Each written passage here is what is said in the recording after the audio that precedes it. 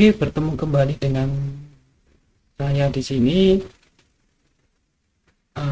Pada kesempatan kali ini saya akan melanjutkan mengenai tips and trick bagaimana membuat atau memulai menulis satu karya ilmiah, dan dalam hal ini akan saya fokuskan pada penulisan kerangka proposal penelitian.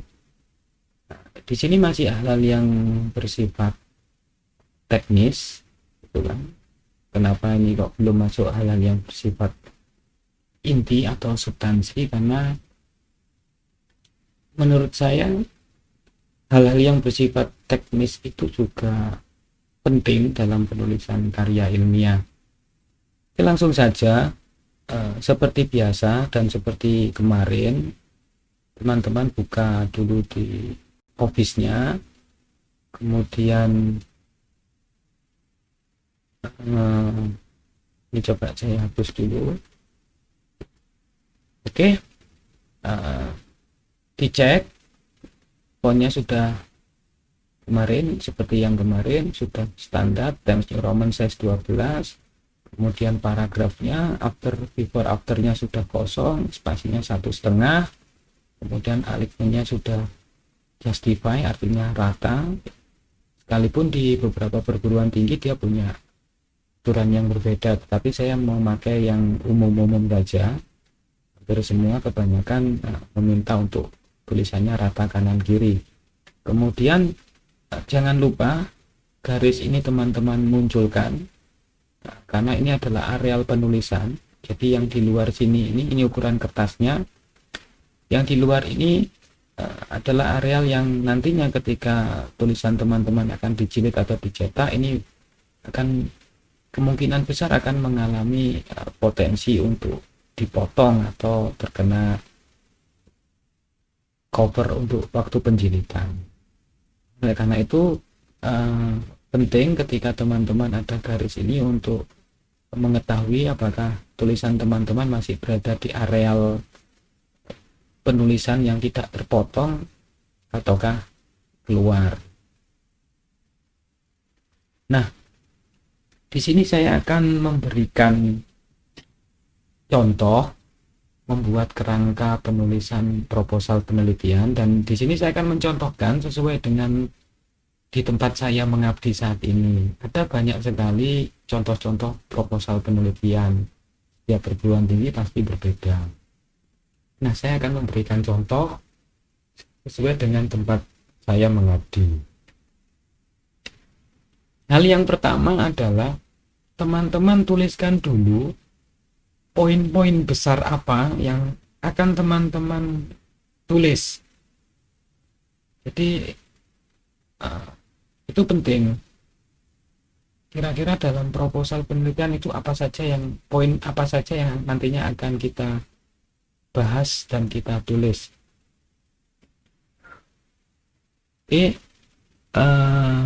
Saya lagi-lagi ini saya memberikan penegasan di awal bahwa saya menggunakan contoh format yang berlaku di tempat saya mengabdi saat ini. Ini saya contohkan. Jadi poin-poin besarnya dulu ya. Poin-poin besarnya dulu. Jadi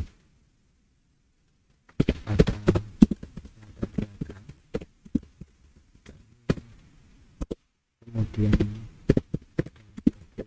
penelitian ini bisa juga disebut dengan rumusan masalah. Tujuan penelitian,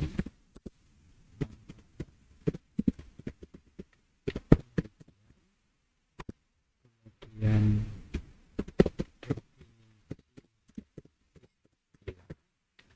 sekalipun di beberapa perguruan tinggi tidak pakai, tapi di tempat saya mengabdi hampir semua menggunakan poin mengenai definisi istilah.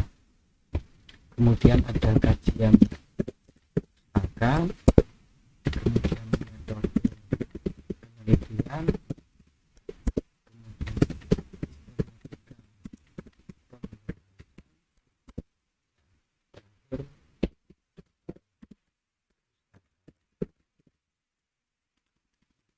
kemudian dari sini teman-teman juga cek lagi mana di beberapa poin besar ini yang masih ada poin-poin lebih fokus lagi ya. Misal di manfaat penelitian ini ada secara teoritis dan praktis. Kemudian di definisi di kajian pustaka maksud saya juga ada studi terdahulu, kemudian yang kedua kajian teori. Nah, ini istilahnya macam-macam, ada perspektif teori, ada kerangka teori dan sebagainya. Kemudian di metode penelitian di sini juga ada poin-poin. Yang pertama penelitian, kemudian ada lokasi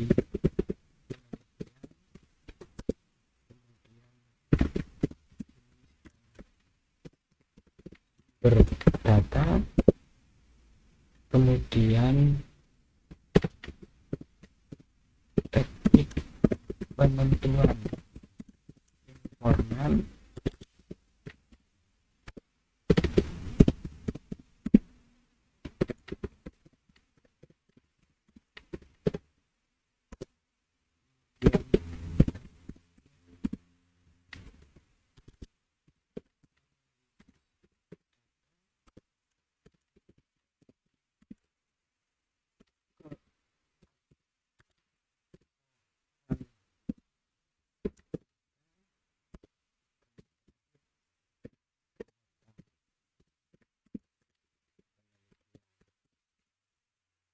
dari yang saya contohkan ini memang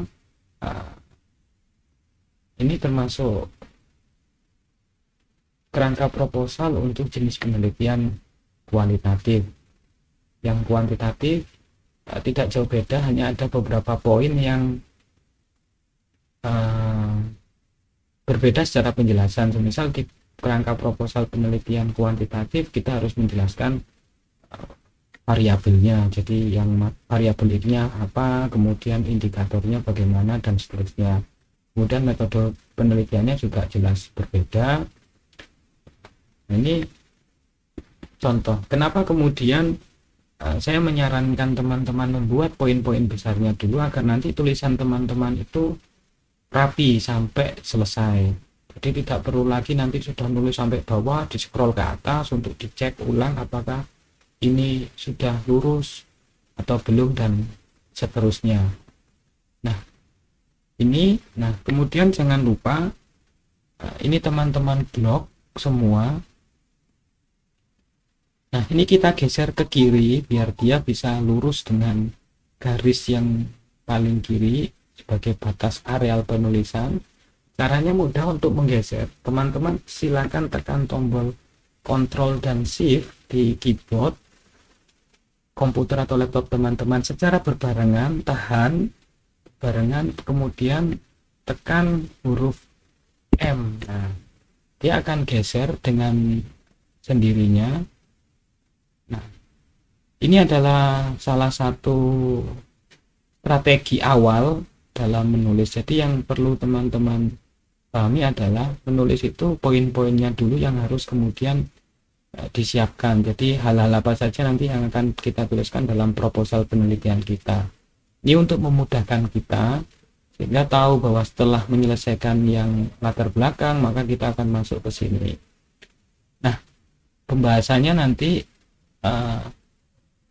harus satu-satu runtut, gitu kan? Tidak mungkin kemudian ketika kita membicarakan proposal penelitian kita mulai dari bawah, itu juga tidak mungkin. Pasti kita memulainya dari yang paling awal.